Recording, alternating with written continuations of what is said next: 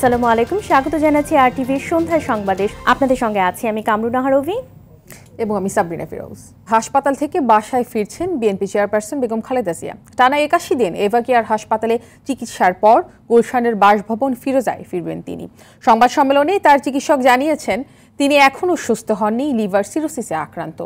Corona পরিস্থিতির কারণে হাসপাতালে থাকলে সংক্রমিত হতে পারেন সেই শঙ্কায় হাসপাতাল থেকে বাসায় পাঠানো হচ্ছে। অসুস্থতার কারণে গত 13 নভেম্বর এভাকিয়ার হাসপাতালে ভর্তি করা হয় খালেদা জিয়াকে। দর্শক, খালেদা জিয়ার বাসায় ফেরা নিয়ে এই মুহূর্তে শুরু হয়েছে সংবাদ সম্মেলন। আমরা সরাসরি সেখানে চলে যাচ্ছি। আমরা অনেকটা ডেসপারেট হয়ে ওনার যে ব্লিডিং এর যে সোর্সগুলো ছিল সেগুলো কেবল ব্লক করেছি। একটু আগে আমি বলেছি, আপনি হয়তো খেয়াল করেননি, যে আমরা যেই প্রসিডিউরটা করেছি এটা সাময়িক একটা অবস্থা কেবল, কিন্তু ওনার মূল অসুখ যেটা সিরোসিস অফ লিভার, যেটা হাই প্রেশার, পোর্টাল হাইপারটেনশন বলে, যে ভেসেলগুলো হাই প্রেশারে রক্ত ধারণ করে আছে, ওরা আবার ফুলে ফেপে উঠতে থাকবে। মেবি 2 মাস 3 মাস পরে আবার তারা এমনভাবে ফেপে উঠবে যে একসময় তারা রাপচার করবে।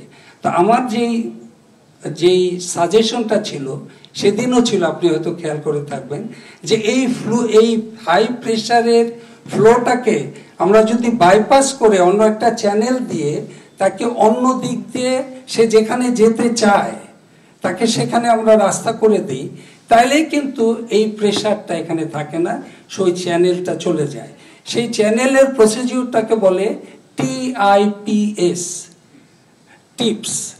এই প্রসিডিউরটা একটা এক্সেলেন্স লাগে, একটা হ্যান্ড ওয়ার্ক অ্যান্ড যথেষ্ট স্কিল এবং একটা সেট আপ লাগে, যে কেউ এটা করতে পারবে না। আর যার তার কাছেই বেগম খালেদা জিয়াকে ছেড়ে দেওয়া যাবে না, যে কিনা মানে আমরা যথেষ্ট ব্যাকগ্রাউন্ড স্টাডি করে যাকে আমরা বুঝবো যে এই ধরনের একটা প্রসিডিউরে আমাদের এই ধরনের একটা গুরুত্বপূর্ণ পেশেন্টকে ওর হাতে ছেড়ে দেওয়া যায়। সেই জন্য আমরা কতগুলি নির্দিষ্ট সেন্টারের কথা আমাদের গ্যাস্ট্রোন্টোলজিস্ট দুইজনই বলেছিলেন, যেগুলো দেশে সম্ভব না। এটা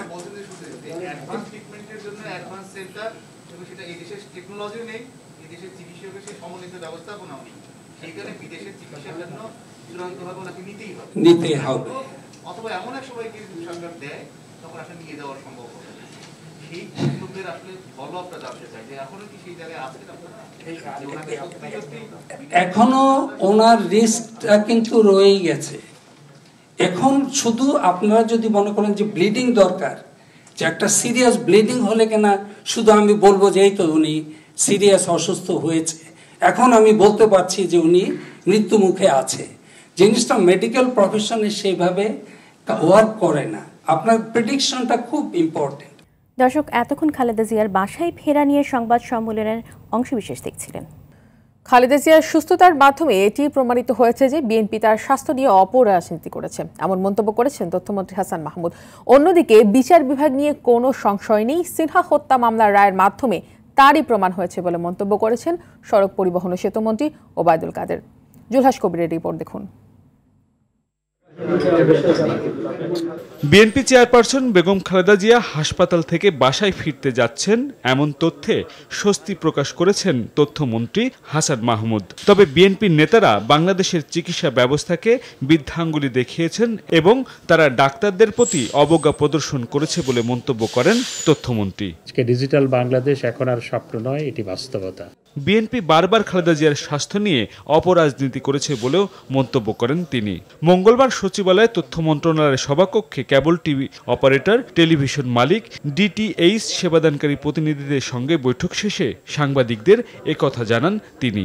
বিএনপি যে তার স্বাস্থ্য নিয়ে রাজনীতি করেছে বেগম জিয়ার সুস্থ হওয়ার মাধ্যমে এটি প্রমাণিত হয়েছে। বেগম জিয়াকে যদি বিদেশে নিয়ে নেওয়া না হয় তাহলে তিনি যে কোনো সময় যে কোনো দুর্ঘটনা ঘটতে পারে, এই যে কথাগুলো বলেছিল বেগম জিয়া স্বাস্থ্য নিয়ে তারা যে অপরাজনীতি করেছে এটি আজকে প্রমাণিত হয়েছে। আগামী 31 মার্চের মধ্যে দেশের প্রধান দুটি শহর ঢাকা ও চট্টগ্রামের সব কেবল টিভি গ্রাহককে বাধ্যতামূলকভাবে সেট টপ বক্স বসাতে হবে বলেও জানিয়েছেন তথ্যমন্ত্রী। 30 মের মধ্যে সমস্ত বিভাগীয় শহর এবং মেট্রোপলিটন শহরগুলো, যাতে সবাই ডিজিটাল সেটঅপ বক্স বসায় সেই লক্ষ্য নিয়ে কাজ করব। 1 এপ্রিল থেকে যারা সেটঅপ বক্স, ডিজিটাল সেটঅপ বক্সের সেবাটা নেবেন না বা বসাবেন না, তারা অনেকগুলো চ্যানেল থেকে বঞ্চিত হবেন।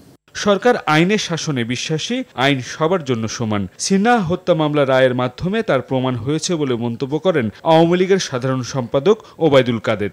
সিনহা হত্যা মামলার দ্রুত বিচার এবং রায়ের মাধ্যমে প্রমাণ হলো শেখ হাসিনা সরকার আইনের শাসনে বিশ্বাসী।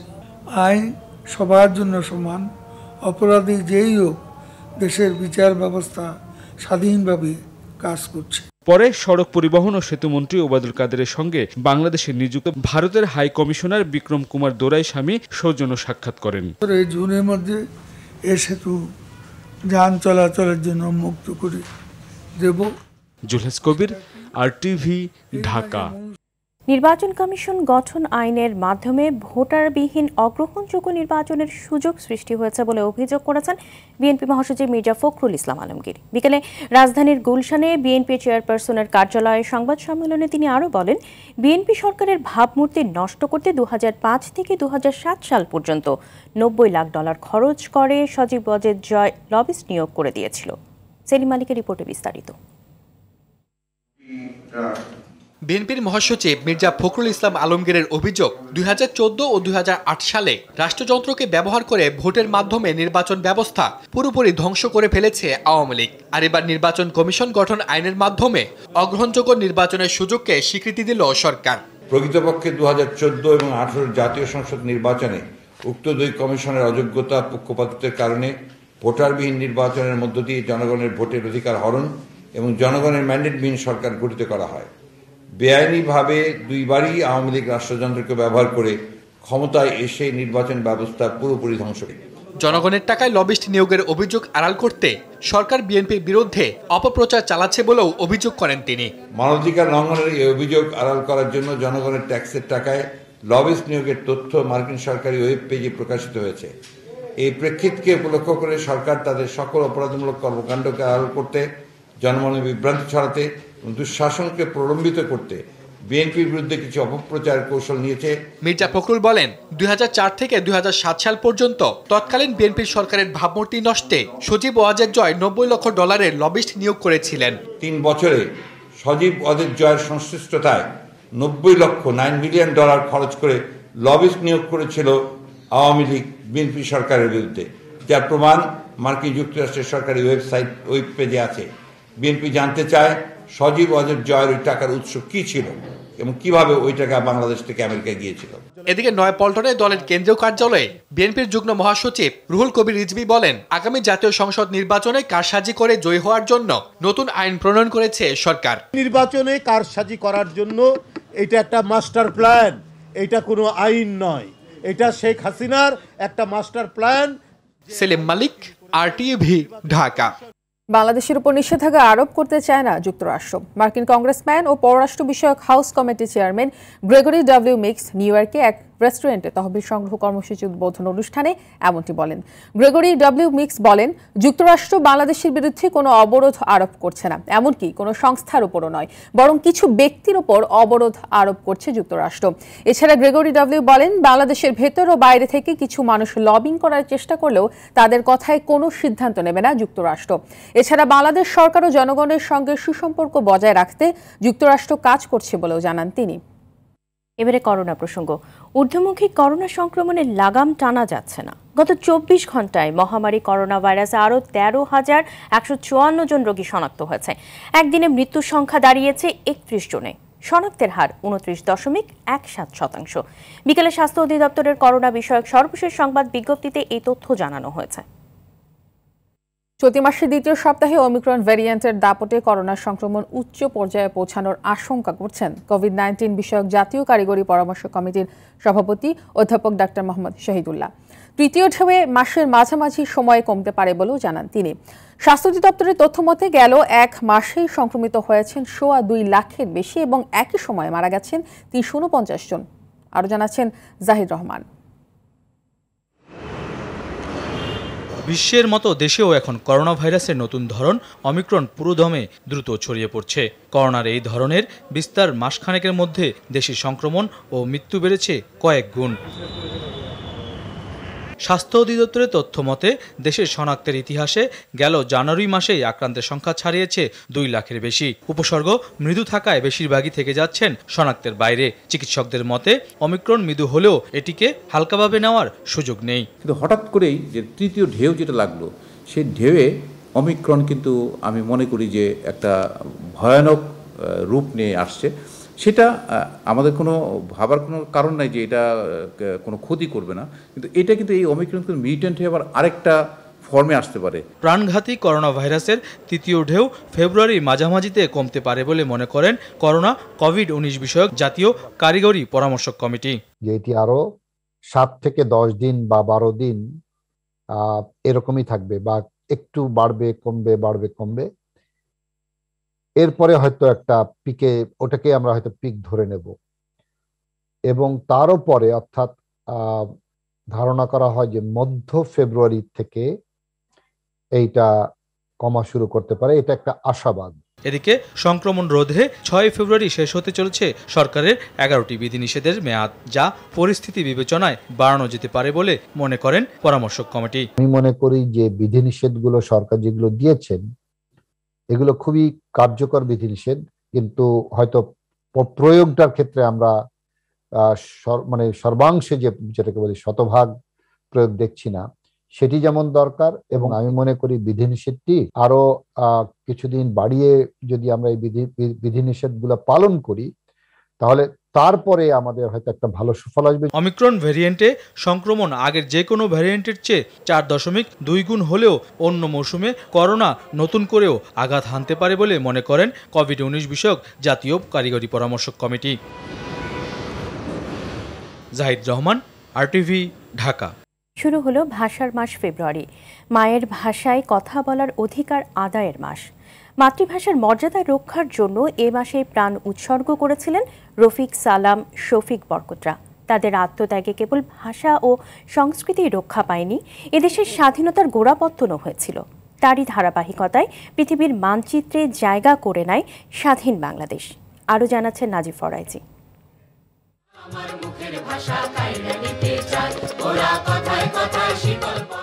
সেদিন নিজেদের তাজা রক্ত দিয়ে রুখে দিয়েছিল মুখের ভাষা কেড়ে নেয়ার অপচেষ্টা। 1952 সালে ভাষা রক্ষার আন্দোলন তীব্রতর হলেও সূচনা হয়েছিল বহু আগে। ধর্মের ভিত্তিতে জাতিরাষ্ট্র পাকিস্তান গঠনের পর শাসকরা সংখ্যাগরিষ্ঠ এদেশের মানুষের ওপর বাংলার বদলে উর্দুকে রাষ্ট্রভাষা হিসেবে চাপিয়ে দিতে চেয়েছিল। সেই চেষ্টা রুখে দিতে ছাত্র ও বুদ্ধিজীবীরা 1947 সালে তমুদ্দুন মজলিস গঠন করে বাংলাকে রাষ্ট্রভাষার মর্যাদা দেওয়ার দাবি জানায়। পাকিস্তান প্রতিষ্ঠার পর থেকেই নতুন দেশের ডাকটিকিট, মুদ্রা, টাকা পাঠানোর ফর্ম, ট্রেনের টিকিট, পোস্টকার্ড সবখানেই শুধু উর্দু ও ইংরেজির ব্যবহার। তখন থেকেই ঢাকায় ছাত্র ও বুদ্ধিজীবীরা প্রতিবাদ শুরু করে। আমাদের ভাষা আন্দোলন শুধু ভাষার লড়াই ছিল না, এটা ছিল আমার সাংস্কৃতিক স্বাতন্ত্র্য প্রতিষ্ঠার লড়াই। যে বাংলা ভাষা ভিত্তিক সংস্কৃতি আছে, জাতি আছে, এ কথাটা জানান দেবার জন্যই হয়েছিল। 1948 সালের মার্চে পাকিস্তানের গভর্নর মোহাম্মদ আলী জিন্না ঢাকায় রেসকোর্স ময়দান ও কার্জন হলে উর্দুকে পাকিস্তানের একমাত্র ভাষা করার ঘোষণা দেন। তার ঘোষণা মানতে পারেনি স্বাধীনচেতা বাঙালি। 47-এর 17ই আগস্ট কলকাতা সাপ্তাহিক মিল্লাত পত্রিকার সম্পাদকের কক্ষে আলোচনা প্রসঙ্গে তরুণ শেখ মুজিবুর রহমান মন্তব্য করেছিলেন পাকিস্তানের রাষ্ট্রভাষা বাংলা হতে হবে। এই সুবাদে ইতিহাসের তথ্যের ভিত্তিতে ডক্টর শহীদুল্লাহ এবং শেখ মুজিবুর রহমানকে ভাষা আন্দোলনের দ্রষ্টা ভাবি। এক পর্যায়ে ভাষা আন্দোলনে উত্তাল হয়ে ওঠে পাকিস্তান।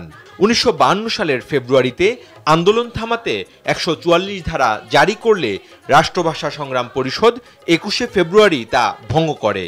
মিছিলে পুলিশ গুলি চালালে শহীদ হন সালাম, রফিক, শফিক, বরকতরা। ভাষার মর্যাদা রক্ষায় প্রাণ উৎসর্গ করা এমন অসংখ্য মানুষের স্মরণে তৈরি হয় শহীদ মিনার। 21শে ফেব্রুয়ারি এখন আন্তর্জাতিক মাতৃভাষা। বাংলা ভাষার রাজধানী ঢাকা, কারণ এখানে রক্ত দেওয়া হয়েছে। ভাষা দিয়ে শুরু হলেও পূর্ব পাকিস্তানের সাথে পশ্চিম পাকিস্তানের শোষণ, নিপীড়ন আর বৈষম্য ফুটে ওঠে সব ক্ষেত্রে, যার চূড়ান্ত পরিণতি ঘটে স্বাধীন বাংলাদেশের অভ্যুদয়ে। নাজিব ফরাইজি, RTV, ঢাকা। করোনার কারণে অমর 21শে বইমেলা 15 ফেব্রুয়ারি থেকে 17 মার্চ পর্যন্ত শর্ত সাপেক্ষে করার প্রস্তাব দিয়েছে বাংলা একাডেমি। দুপুরে বাংলা একাডেমির বইমেলা আয়োজক কমিটির সঙ্গে 2 প্রকাশক সমিতির বৈঠকে প্রস্তাব গৃহীত হয়। বাংলা একাডেমির এই সিদ্ধান্ত সংস্কৃতি মন্ত্রণালয়ের কাছে প্রস্তাব আকারে পাঠাবে। মেলার বিষয়ে সিদ্ধান্ত নেবে সংস্কৃতি মন্ত্রণালয়।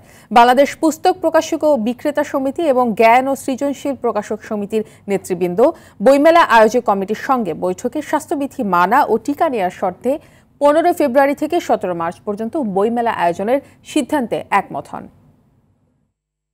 কক্সবাজারের টেকনাফে মেজর সিনহা হত্যা মামলায় খালাস পাওয়া পুলিশের 4 সদস্য ও APBN-এর 3 সদস্য কারাগার থেকে মুক্তি পেয়েছেন। গতকাল কক্সবাজার কারাগার থেকে মুক্তি পেয়ে বাড়ি যান তারা। এদিকে সিনহা হত্যা মামলায় প্রদীপ ও লিয়াকতের মৃত্যুদণ্ড দ্রুত কার্যকরের দাবি ভুক্তভোগী মানুষের। প্রতিনিধিদের তথ্যচিত্রে দীপ্ত চন্দ্রপালের রিপোর্ট। অবসরপ্রাপ্ত মেজর সিনহা পুলিশের গুলিতে নিহত হওয়ার 19 মাস পর মামলার রায় ঘোষণা হয় সোমবার। এতে আসামি লিয়াকত ও বরখাস্ত ওসি প্রদীপকে মৃত্যুদণ্ড, 6 জনকে যাবজ্জীবন ও 7 জনকে খালাস দেন জেলা ও দায়রা জজ মোহাম্মদ ইসমাইল। খালাস পাওয়া পুলিশের 4 সদস্য ও APBN-এর 3 সদস্য কারামুক্তি হয়ে বাড়ি ফিরে যান।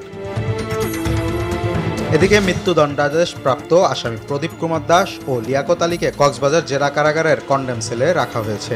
কোনো আসামি কনভিক্টেড হয় বা ডেথ সেন্টেন্স যদি তাকে বিজ্ঞ আদালত কর্তৃক দেওয়া হয়, তাহলে আমরা সাথে সাথেই তাকে কন্ডম প্রিজনারদের কয়েদি কাপড় পরাইয়া কন্ডম সেলে পাঠাইয়া দিই। প্রদীপ লিয়াকতের মৃত্যুদণ্ডে সন্তুষ্ট হলেও রায় দ্রুত কার্যকরের দাবি ভুক্তভোগীদের। এই সর্বোচ্চ জনগণ খুশি, কারণ উনি নিরীহ মানুষদের অভিযোগ করা নিবে বিভিন্ন মামলার জড়িত করে। আমরা এতক্ষণ পর্যন্ত সন্তুষ্ট না যে যতক্ষণ পর্যন্ত ওই রায়ের ফাঁসি কার্যকর না হবে।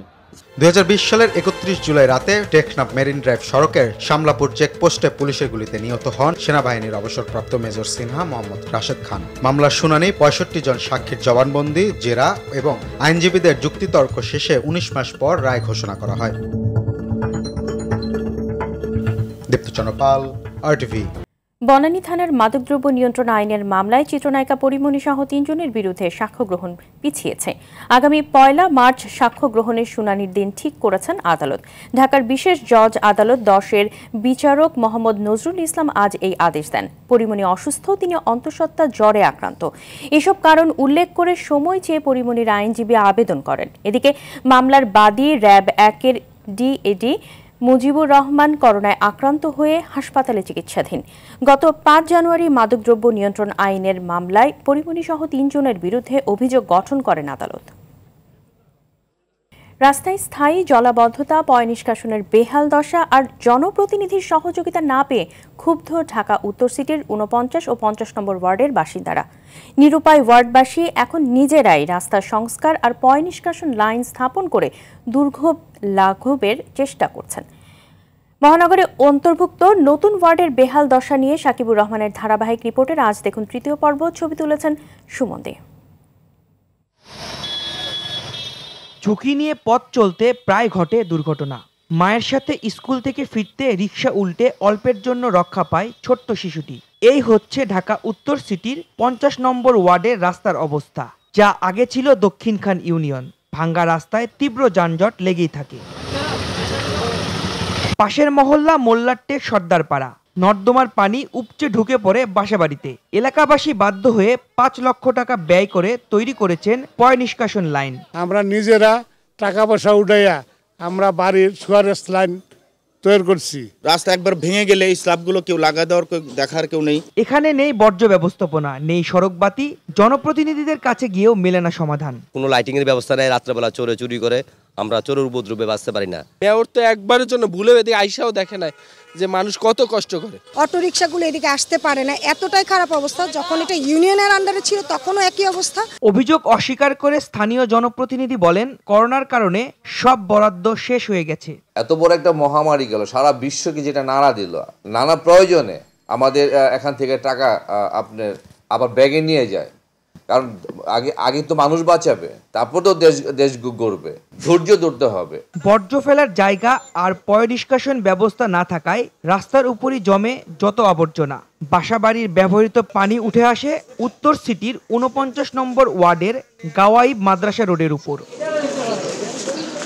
এলাকার বাসিন্দা নুরুল ইসলাম জানান, দুপুরের পর থেকেই পানি উঠতে শুরু করে, তাই বালু সুরকি ফেলে পরিস্থিতি সামাল দেওয়ার চেষ্টা করছেন। মানুষ হাঁটতে পারে না, এই জন্য নামাজে যাইতে পারে না, এই জন্য একটু করে দিতেছি যে মানুষ চলাচল করতে পারে তার জন্য। এলাকাবাসীর অভিযোগ, জনভোগান্তি রোধে নগর কর্তৃপক্ষ কোনো উদ্যোগই নেয় না। 3-4 মাস পর পর একটু ঝাড়ু দেয়, এছাড়া আর কোনো উন্নয়নমূলক কোনো কাজ আমরা পাই নাই। যত বাড়ির আবর্জনা ময়লা পানি সব ওদিকে গিয়ে নামে, সব আমার বাড়ির রাস্তায় নামে। জনপ্রতিনিধিও স্বীকার করেন জলাবদ্ধতা তাদের প্রধান সমস্যা। দ্রুত কাজ শুরুর আশ্বাস দেন তিনি। মানুষের অভিযোগের শেষ নাই, কাজেরও শেষ নাই, সৌন্দর্যেরও শেষ নাই। কারণ আমরা পার্শ্ববর্তী এলাকা উত্তরা, গুলশান বা নিকুঞ্জ, ওই এলাকাটির পাশেই আমরা বসবাস করি। আমি সবসময় বলি যে আলোর নিচে অন্ধকার। নাগরিক সেবা না পেয়ে এখন কর না দেওয়ার হুমকি দিচ্ছে এলাকাবাসী। সাকিবুর রহমান, RTV, ঢাকা। নারায়ণগঞ্জের বন্দরে অবৈধ গ্যাস সংযোগ বিচ্ছিন্ন করেছে তিতাস কর্তৃপক্ষ।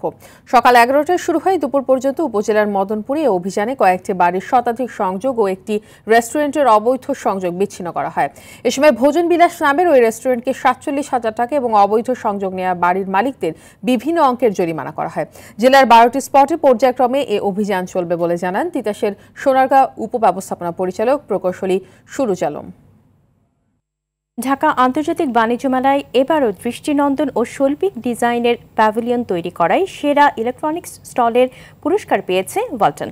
সোমবার রাজধানীর পূর্বাচলে স্বাস্থ্যবিধি মেনে মেলার সমাপনী অনুষ্ঠানে ওয়ালটনকে এই পুরস্কার দেওয়া হয়। অনুষ্ঠানে প্রধান অতিথি পাট ও বস্ত্রমন্ত্রী গোলাম দস্তগীর গাজীর হাত থেকে পুরস্কার নেন ওয়ালটন রিসার্চ অ্যান্ড ইনোভেশন সেন্টারের প্রধান প্রকৌশলী তাপস কুমার মজুমদার ও ওয়ালটন রেফ্রিজারেটরের চিফ বিজনেস অফিসার প্রকৌশলী আনিসুর রহমান মল্লিক।